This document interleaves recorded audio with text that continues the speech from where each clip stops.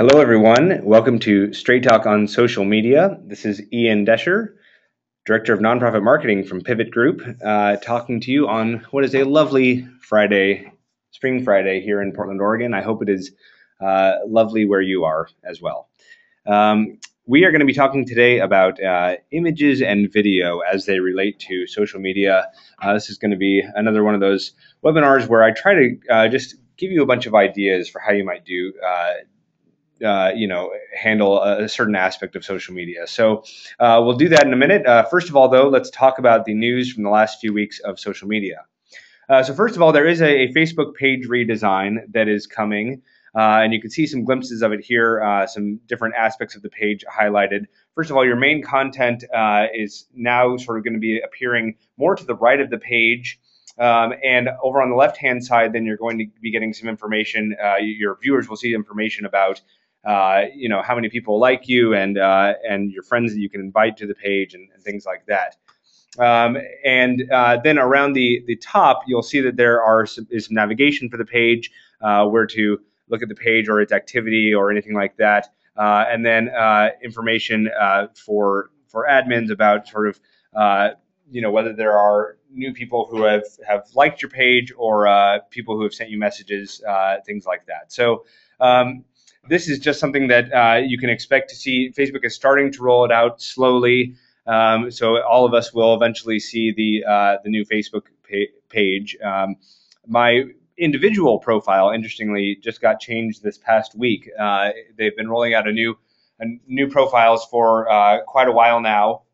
My wife actually had her new profile for several months, and she sort of laughs at me because I sort of have profile envy.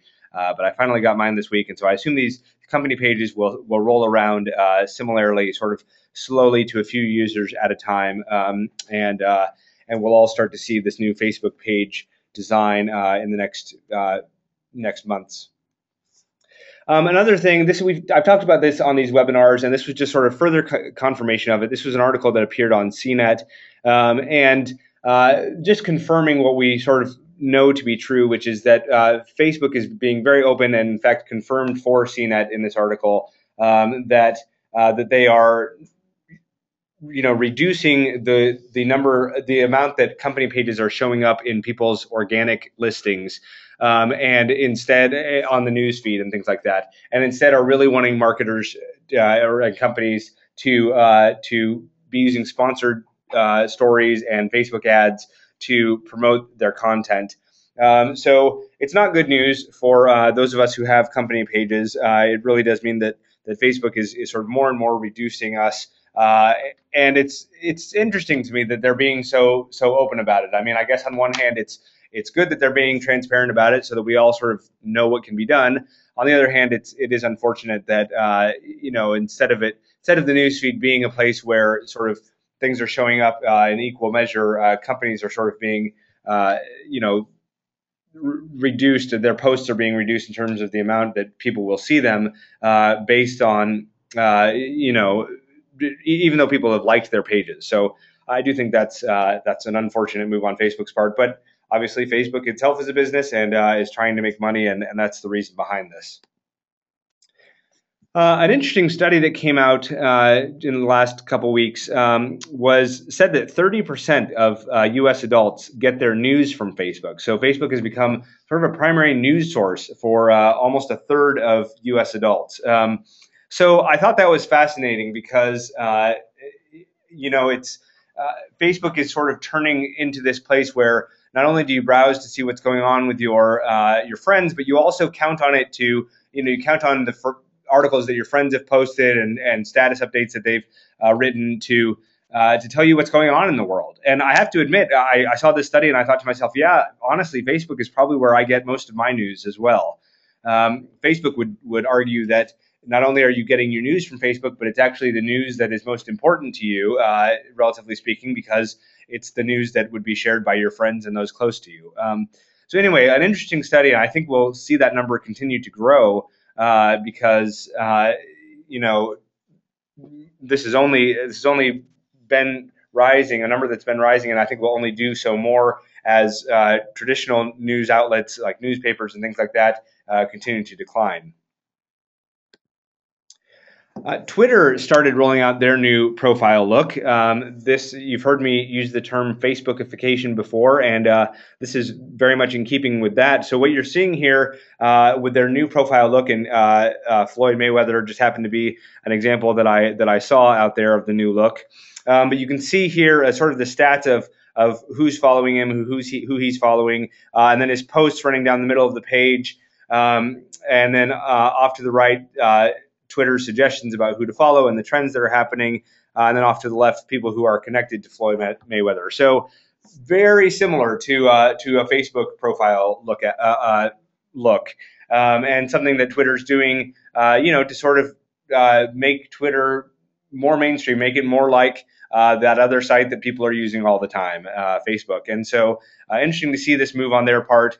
You can see how the profile image has turned into this large cover photo instead of the smaller rectangle that it is now. The profile image, again, just its placement here in the bottom left, looking so much like the way it looks on Facebook. So again, an interesting move on Twitter's part, and something that we'll start to see for our Twitter profiles again in the next few months here. Also about Twitter, they are testing out on some accounts right now, getting rid of the @ sign, which is used at the beginning of a Twitter handle, so that it denotes an account. Like I'm at Ian Desher, and there's at Pivot Group and things like that. And they're also thinking about getting rid of the hashtag. And the hashtag, of course, used to denote particular trends or terms or phrases that are that people want to sort of push out related to a certain topic. So Twitter is thinking about getting rid of those. The reason being that they wonder if the @ and the hashtag sort of that it looks too much like coding for people. So for the average user, the people who are hesitant about joining Twitter, these strange symbols make them worry that in some way it's too complicated. So again, an interesting move on Twitter's part, and it'd be interesting to see how they handle things like tagging and hashtags, without that, trending topics and things like that. So we'll see what happens with that, but it's interesting that they are testing that out. And so that's the news. Wanting to jump now into the focus topic, and as I said, we're going to be talking about images and video. So why should we talk about this? Why this is a straight talk on social media. This isn't straight talk on just different types of media. So why would we talk about this? Here's an infographic which you may not be able to see very well, but basically it's talking about the importance of visual content on social media. Just the sheer number of YouTube videos that are watched every day, the fact that photos on Facebook generate half again as many likes as the average post. Pinterest being a huge driver of traffic, which is a very visual site based on images and video, and so it's hard to overstate the importance of images and video when it comes to social media. The fact is that if you include an image in your post, or if you include a video or a link to a video in your post, that post is much more likely to appear in someone's newsfeed than if you just write text. And I think that's especially true for companies. So more and more social media networks are looking to posts that have images and video content related to them to be the ones that get promoted. That's certainly true. I showed last month, we looked at Facebook's Paper app in this webinar, and you just see how visually it is laid out. And it's really in some way sort of promoting this bias toward posts that are created with images and video. So that's why I thought this would be a good thing to talk about. And the question that I hear most when I've talked about the importance of images and video when I'm speaking or wherever, the question I hear most is, well, how do we create these things? What images could we possibly put up that are going to make sense and that people are going to want to look at? So this is where I mentioned a few minutes ago that I sort of wanted to try to infuse you with a bunch of ideas today in today's webinar. And so that's what I'd like to do. is just give you a bunch of ideas for images, different kinds of images that you might post that just about any kind of company could post. And similarly for video, do the same thing there. And then we'll talk at the end about some other things to think about related to that. So first of all, some ideas for images, getting into these. First of all, sort of most obviously, pictures of your products. It is possible to say, well, hey, I have a boring product. I sell toothbrushes, or I sell toothpicks, or I don't know why tooth-related items are my example, but I don't sell anything super interesting. And you know what? That doesn't really matter. There are what I would call sort of hero shots, meaning sort of a well captured image of a person or a thing, that sort of makes it look great just by the angle it's taken at, the lighting that's used. You can make any product look cool, honestly. And so pictures of your products are sort of a natural, thing to think about when you're thinking about things, pictures that you might include with your social media posts. You can easily take pictures these days. We can all take pictures with our cell phones, or I shouldn't say that. Most of us can take pictures with our cell phones. Many of us who have smartphones. And if you have Instagram or something like that, then you can put a nice filter on it. Pictures on cell phones are getting cameras on cell phones are just getting better and better these days. So it's no longer as hard to take good pictures as it once was, and very clear pictures. So pictures of your products can be easily taken. It doesn't need to be something where you're going to a special photographer to have it done.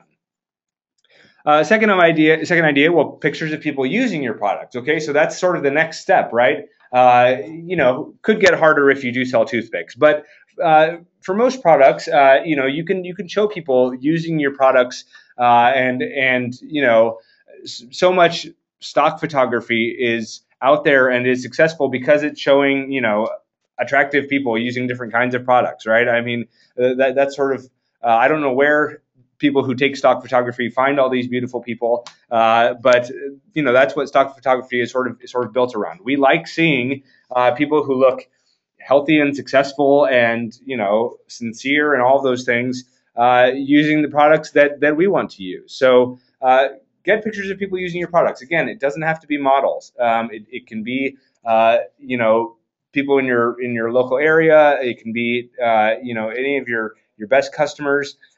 Just so long as they're well taken photos and people don't have mustard dribbling down their chin, it works. So that's another thing to think about posting. Pictures of the lifestyle associated with your product or service. Now, this is something that if you think about, if you've been on webinars before with me, and I've talked about Pinterest and the way that brands are doing Pinterest, Chobani Yogurt is a great example of a company that posts not necessarily pictures of their product, although they do that too, and not necessarily pictures of people using their products, but they do that as well. They also post all these pictures of the lifestyle associated with their brand, right? So their whole movement is sort of that eating Chobani is part of this healthier lifestyle. So they're posting all these pictures of just sort of health and general and nature and natural things, organic things, right? All of these sort of things that fit within the overall Chobani lifestyle. Does not have to be a picture of their product, and yet it's getting across their brand. So those are pictures you can certainly think about. What is the lifestyle that you associate with your products and services, and what pictures then do those suggest? Pictures of things that your product or service can create. And when I say create, I don't necessarily mean, let's go back to toothpicks, right? I don't necessarily mean you can create a toothpick bridge with your child out of toothpick and glue. That's not what I mean. What I mean is, what does your product or service help facilitate, right? If you sell phone service and internet service, maybe it is old friends connecting over a phone call, or somebody Skyping with their their son who is in the army or something like that, right? So it's yes, your product or your service is part of it. It's sort of but it's sort of the hidden part of the or the part that people aren't thinking about, right? What is it about your product that lets people lead their lives in the way that they want to lead it? It lets them do the things they want to do to the point where they're not necessarily thinking about the product that they're using it to a different end, right? To create something else in their life. So what scenes, can your product and service be a part of? What is it helping to facilitate? Pictures of your storefront and or your employees are always good, especially if you are a local business and people are going to recognize some of your employees. Again, you want to take nice pictures of your employees. Generally somebody sort of sitting at their somewhat messy desk is not necessarily the best pictures, but pictures taken outside with your storefront, maybe with the building that you work in.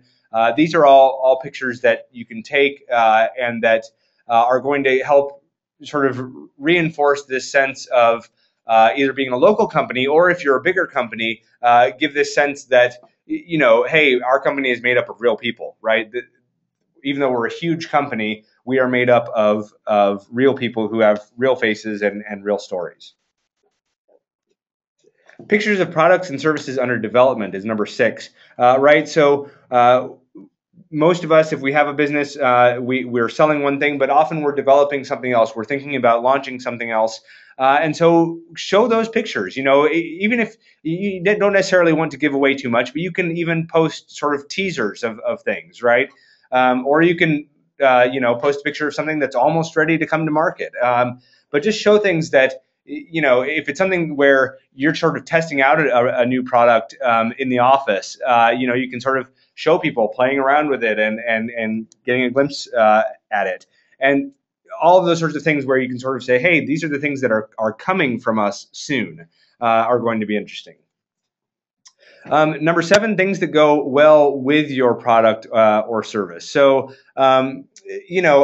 if you are selling hamburgers, you'd better be posting pictures of milkshakes too, right?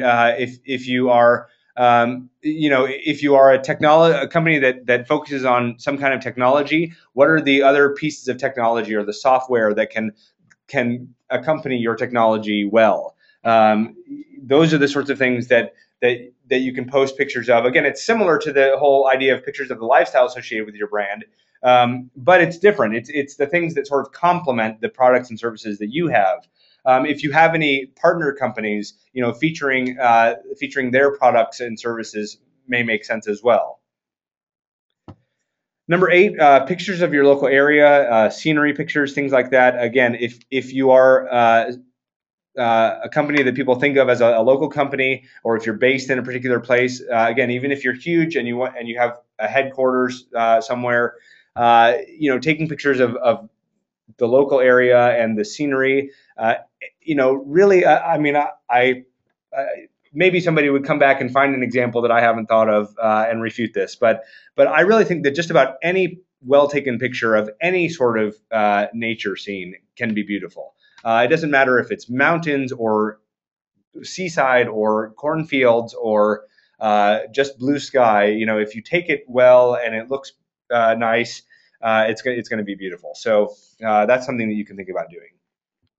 Pictures of local events. Again, if you are, and this really is for companies that are probably smaller and based within a community, or if you have a storefront in a community, you can go to local events and you can take pictures there, whether it's your participation in the local event or just sort of what's going on in the community. People are going to appreciate that. It's going to help them feel more like you are in tune with what's going on around you. And the last one I have for images is infographics. We've had more and more of our clients are developing infographics these days, and it's just such a popular method of getting across information that you want to tell people, but doing so in just a really graphically interesting way. And so infographics, and infographics tend to be things that people share online too. So that's another great benefit of them. In some ways, I've kind of saved the best for last on this list, because infographics really are continue to be up and coming, and the more companies that are using them, I think the more that are enjoying them and seeing their value. So those are the ideas for images. And again, just to help you sort of brainstorm, right, on things that you can do. And none of these are things that are super complicated. So ideas for video. Here are some ideas for that. First of all, how-to videos, right? If you just about any product or service, if it's unclear how to use it, you can make a short tutorial video of it. Maybe it can just be a video of, if you have a website or a new website and you want to show people around it, it can be a video of your screen. There's great screen capture technology out there. Or it can be a simple video where it's, somebody showing how to do something with your product. Even if you sell toothpicks, it's funny. I really did not plan this example before the webinar, but it keeps coming up, right? Even if you sell toothpicks, you can make funny how-to videos, right, to show the proper use of a toothpick. I read a whole book that a friend of a friend put out about the correct methods for pencil sharpening. It's a very funny book, right, and it's intended to be so. So how-to videos can be serious to really help people learn how to use your products or service, or they can be sort of a fun thing if it's a product that's pretty obvious.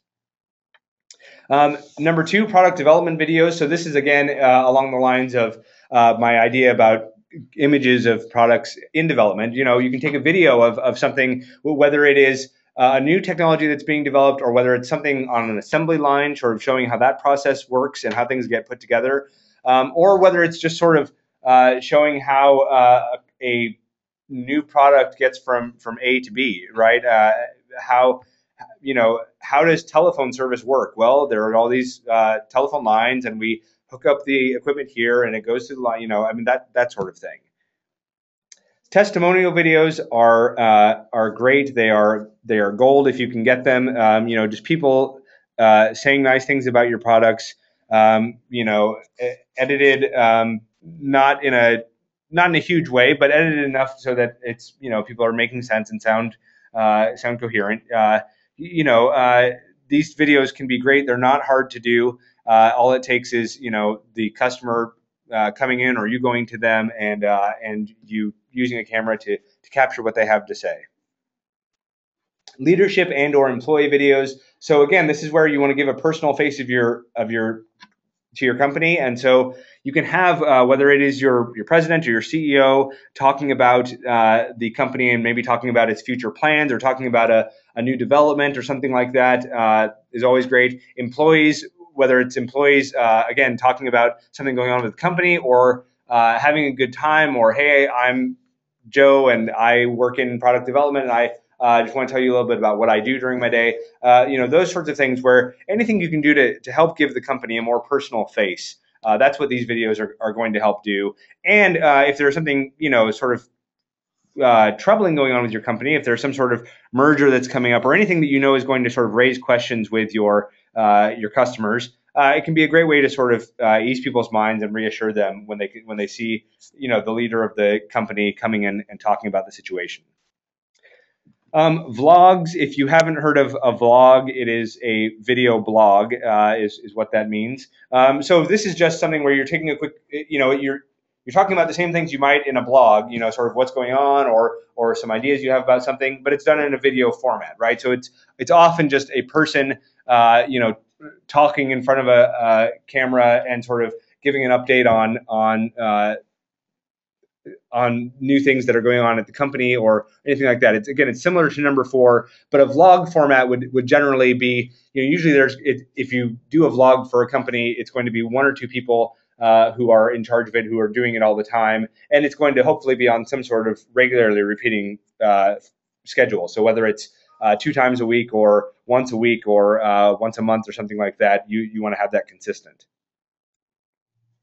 Number 6, a live product test or sort of a fun product test, right? I mean, I think about the videos that have gone viral of the Blendtec blender, where they had this series of videos called Will It Blend, where they put, all sorts of things, iPads and, shovels and all kinds of ridiculous things into this blender and watch the blender just rip it to shreds, right? So you may not have something that quite has that level of excitement to it, but what can you do with sort of doing a live product test or doing something sort of fun with your product, where you are sort of going out into the world and filming what you can do with your product. Maybe you show something where, again, thinking about our telecommunications clients, maybe you're showing something where the different cell phones that you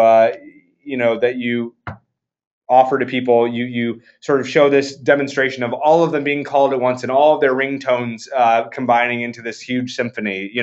Something fun like that, right? Where you're just having fun and it's something that people can enjoy seeing, but you're featuring your products in it.